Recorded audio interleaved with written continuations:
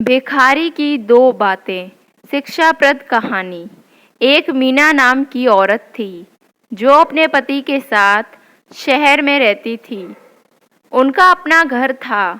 मीना का एक बेटा था जिसका नाम राहुल था। रोज मीना सुबह उठकर नहा धोकर अपने बेटे और पति के लिए नाश्ता तैयार करती थी। बेटा और पति नहा धोकर नाश्ता करते और तैयार होकर बेटा अपने स्कूल चला जाता और पति अपने ऑफिस। इसके बाद एक भिखारी गेट के बाहर खड़ा होकर बोलता, कुछ खाने को दे दे माई। भिखारी बार बार यही बात दोहराता रहता जब तक मीना रोटी ना दे देती। भिखारी की आवाज़ सुन मीना 2 रोटी लेकर आती और उस भिखारी को दे देती। फिर भिखारी रोटी लेकर जाते जाते बोलता, जैसा भी बुरा भला दूसरों के साथ करोगे वैसा ही फल तुम तक लौट के आ जाएगा। इस तरह हर रोज होता। भिखारी आता, फिर मीना रोटी लेकर जाती और जाते जाते भिखारी वही 2 बातें बोलकर चला जाता। एक दिन पति और बेटा दोनों सोकर लेट उठते हैं। बेटा जल्दी जल्दी में तैयार होकर बिना कुछ खाए स्कूल चला जाता है। इधर पति भी जल्दी जल्दी में ऑफिस के लिए तैयार होने लगता है। पति को जब उसकी जुराबें नहीं मिलती, पति जोर से मीना को चिल्लाता है कि कहाँ रख दी मेरी जुराब, मिल ही नहीं रही है। इधर मीना किचन से भागते हुए आती है और जुराब अलमारी में खोजती है। जुराब नहीं मिल रही होती तो पति मीना पर गुस्सा होने लगता है कि याद नहीं रहता तुम्हें, न जाने कहाँ कहाँ रख देती हो।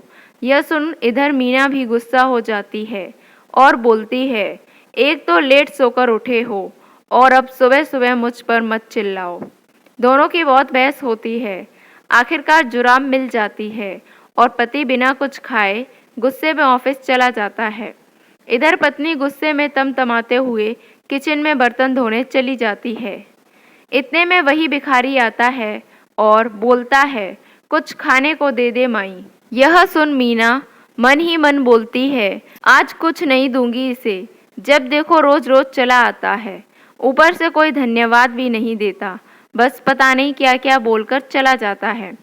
कुछ देर मीना के बाहर न आने पर भिखारी और ऊंचा बोलना शुरू कर देता है, जिससे मीना को और गुस्सा आता है। मीना के मन में आता है क्यों ना इसे जहर मिलाकर दे दूं रोटी में। किस्सा ही खत्म रोज रोज का। मीना रोटी में जहर लगा देती है और जैसे ही भिखारी को देने जाती है वह रुक जाती है। उसको भिखारी पर रहम आ जाता है और सोचती है, यह मैं क्या करने जा रही थी, ऐसे तो इस भिखारी की मौत हो जाती।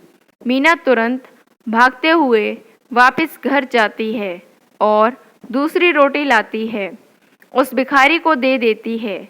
इधर भिखारी हमेशा की तरह रोटी लेकर अपनी वही 2 बातें बोलता हुआ वहां से चला जाता है। मीना उस जहर वाली रोटी को चूल्हे पर रखकर आग से जला देती है। मीना दिन का खाना बनाने की तैयारी शुरू कर देती है। मीना खाना बना लेती है। करीब 2 बज जाते हैं और उसका बेटा राहुल अभी तक घर नहीं पहुंचा होता है।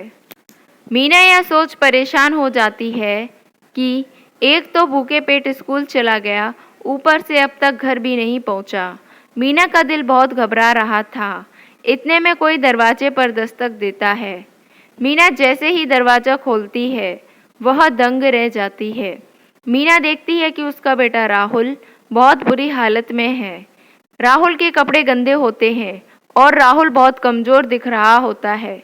मीना राहुल को पहले सोफे पर बैठाती है और पानी पिलाती है।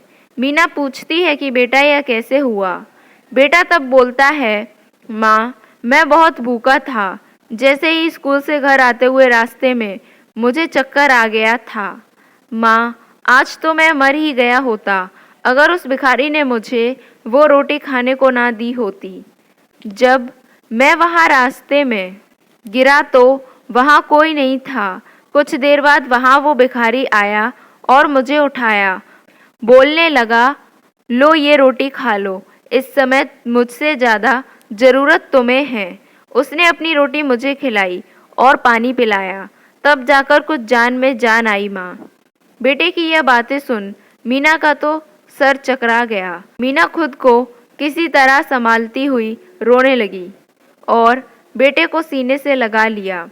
फिर मन ही मन सोचने लगी कि आज मेरा बेटा उसी भिखारी की वजह से जिंदा है जिसे मैं आज वो जहर वाली रोटी देने जा रही थी।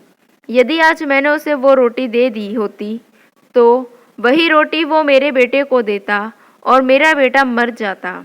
इतना सोच मीना रोने लगती है। अब मीना को उस भिखारी की बातें समझ आने लगती हैं कि भिखारी जो बोलता था वो सही बात निकली। जैसा भी बुरा भला दूसरों के साथ करेंगे वैसा ही हम तक लौट के वापस भी आएगा। कहानी की सीख। तो देखा दोस्तों, इंसान जो भी करता है, जैसा भी करता है, उसे एक न एक दिन उसका फल मिलता ही मिलता है।